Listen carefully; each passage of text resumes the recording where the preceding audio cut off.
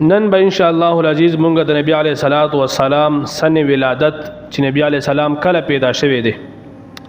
او په کوم تاریخ باندې پیدا شوی دی، په کوم میاش پیدا شوی دی او په کوم ورځ باندې پیدا شوی دی. حضرت قیس بن مخرمه رضی الله تعالی عنہ یو صحابي دی فرمایي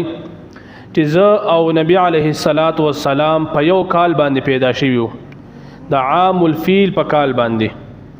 عام الفیل ما تاسو د 13 جمعه ویلیو چې فیل په عربی کې هاتی ته وایي، او په کوم کال باندې چې هاتیان والا لخر په مکه مکرمه باندې حمله کوله، په دغه کال باندې نبی علیه السلام دنیا ته راغلی دی. او دا اصحاب فیل دغه واقعه د نبی علیه الصلاۃ والسلام د پیدایش نه 55 یا 50 ورځې وړاندې واقع شوی و. نو دا صحابي فرمای قیس بن مخرمه چې زه او نبی علیه الصلاۃ والسلام په یو کال باندې پیدا شوی یو، یعنی زه او نبی علیه الصلاۃ والسلام هم عمر یو. د نبی علیه الصلاۃ والسلام په کوم میاش کې پیدایش شوی دی، نو بدی کې د سیرت نگارو او د اهل تاریخدانو لغوند کې اختلاف ته. بعضی وایي چې نبی علیه السلام په رمضان المبارک کې پیدا شوی دی، او بعضی وایي چې نبی علیه الصلاۃ والسلام د سفر په میاشت کې پیدا شوی دی. خو لیکن د جمهور علماء کرامو او د اکثر اهل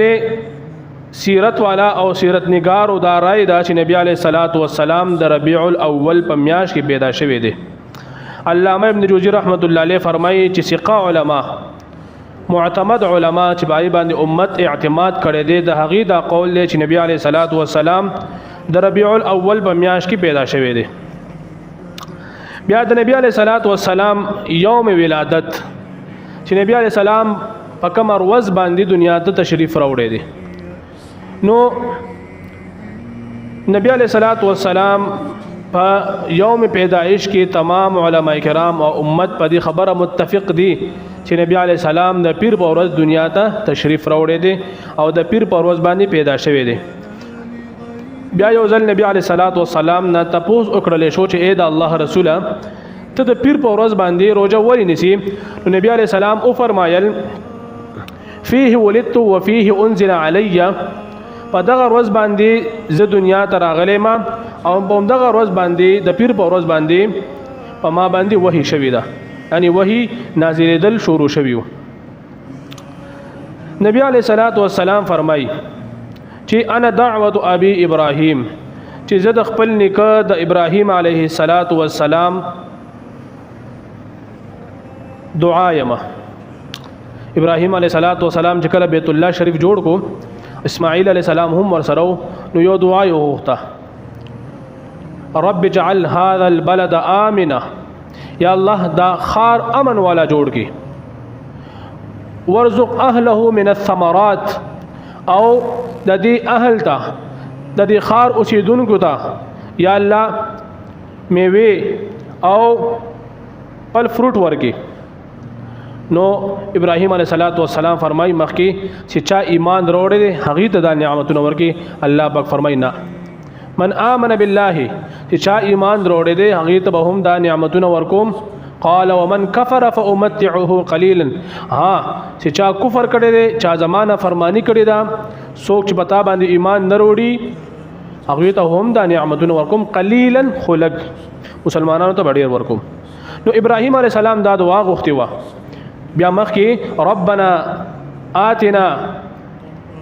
ربنا وبعث فيهم رسولا، یا الله د دې خار په دې خلکو کې دین یو رسول پیدا کی. نو الله پاک د اسماعیل علیه السلام د اولاد نه نبی علیه السلام پیدا کړو، او دا د ابراهیم علیه السلام د اولاد نو. نو ځکه نبی علیه السلام ویلو فرمایلو چې انا دعوت ابي ابراهيم، چې زه د خپل نیکه د ابراهیم علیه السلام دعایم، وبشار عیسی، او زه د عیسی علیه السلام خوشخبریم. عیسی علیه السلام خوشخبری ورکړی د په قرآن کې چې وإذ قال عیسی ابن مریم یا بني اسرائیل انی رسول الله الیکم جميعا مصدقا لما بین یدی من التوراة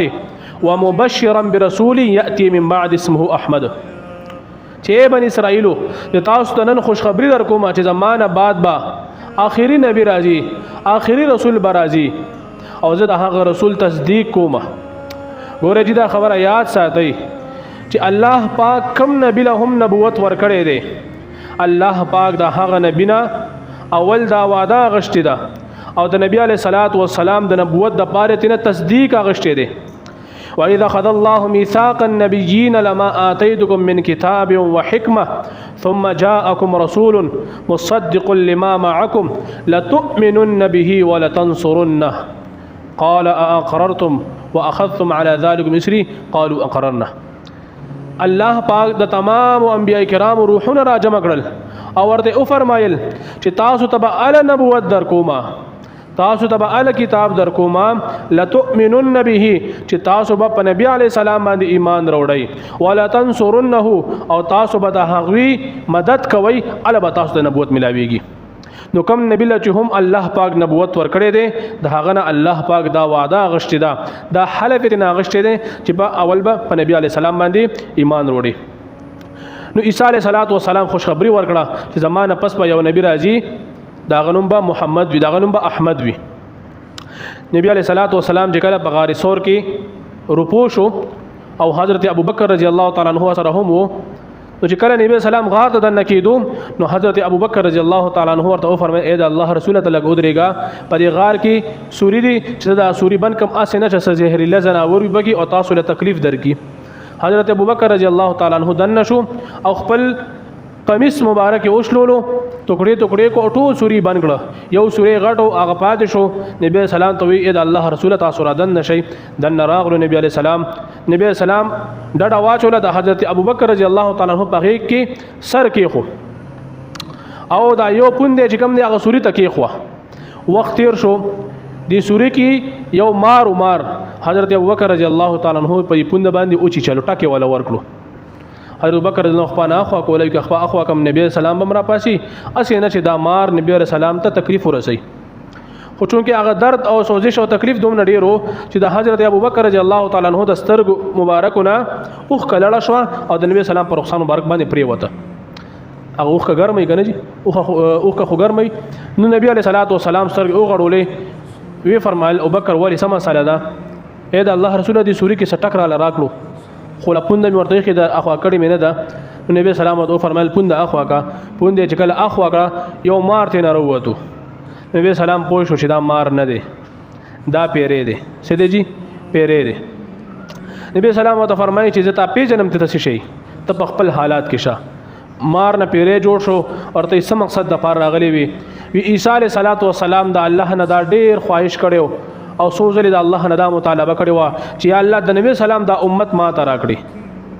خو هغه دا مطالبه قبول نشو چې دا زما د اخري نبی امت ته به وته فرمایل چې یا الله د دې امت نه ما کې ما هم به دې امت کې راولېږي. نو الله پاک دا خواهش پوره کړو خو زه پیرې یم او ما ته عیسی علیه السلام ویل چې ستا خو مراسم ډیر دی چرته تا اخري نبی وکړو زما سلام پی وایا نو زه سلام لراغره ما د ابوبکر رضی الله تعالی عنہ پوندې خو سورې بن کړو. دا د نبی صلوات و سلام شانو چې نبی سلام بخپل فرمایي و بشار عیسی د عیسی علیه صلوات و سلام بشارت یم خوشخبری یم او فرمایي ورات امي انه خرج منها نور اضاءت منه قصور الشام چې زه ته هغه مور بچی یم چې زما د پیدایش په وخت کې الله پاک د هغې نه یو نور اوچت کو یو رڼا یې ترنه اوچته کړه او د هغه رڼا په ذریعې سره الله پاک د شام محلات روښانه کړل. زمونږ د بریلیان حضرات چې وایي چې نبی علیه الصلاۃ والسلام په 12 تاریخ باندې پیدا شوی دی 12 ربیع الاول باندې. نو په دې کې هم د علما کرامو اختلاف دی. ما تاسو ته یو درې جمعې وړاندې هم ویلو چې د نبی علیه الصلاۃ والسلام په تاریخ پیدایش کې د علماو اختلاف دی د اهل سیر او اختلاف دی. هغه فرمایي چې نبی صلوات و سلام ته تاریخ پیدایش دا 12 نه دی بعضی نه خي بعضی نه هم تاریخ خي بعضی 12 خي خو د جمهور علما کرامو رائے دا چې نبی علیه الصلاۃ والسلام په نهم ربیع الاول باندې پیدا شوی دی په 12 ربیع الاول باندې نه دی پیدا شوی. ها بعضی داسې ډله شته د علما کرامو چې هغه چې ها نبی سلام په 12 تاریخ پیدا شوی دی خو لیکن دې کې اختلاف دی. لیکن د نبی علیه الصلاۃ والسلام یوم پیدایش کې اختلاف نشته. نبی سلام په کوم ورځ باندې پیدا شوی دی په دې کې د چا هم اختلاف نشته دی. د حضرت عثمان بن ابي العاص رضی الله تعالی عنہ مور حضرت فاطمه بنت عبد الله دا فرمایي چې د نبی صلوات و سلام د پیدایش په وخت کې زه د نبی سلام مور سره ناست وم نو الله پاک اسمان دا ټول ستوري لاندې را کوز کړیو دا دومره خطر راغلو چې زه او یریدم اسې نه چې دا ستوري په ما باندې را لړ شي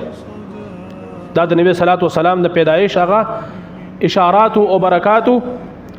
نو علما کرام فرمایي چې دا ستور را کوزیدل اسمان نظمکه ته دا د دې خبرې نشانی ده چې الله پاک با د مخ د ځمکې نه تیاری ورکوي او الله پاک به کوم دی روشنیانی او رڼاګانې راولي نو دا د نبی علیه الصلاۃ والسلام تاریخ پیدایش سن ولادت او د نبی صلی الله علیه وسلم د پیدایش په وخت کې صد معجزات ذکرو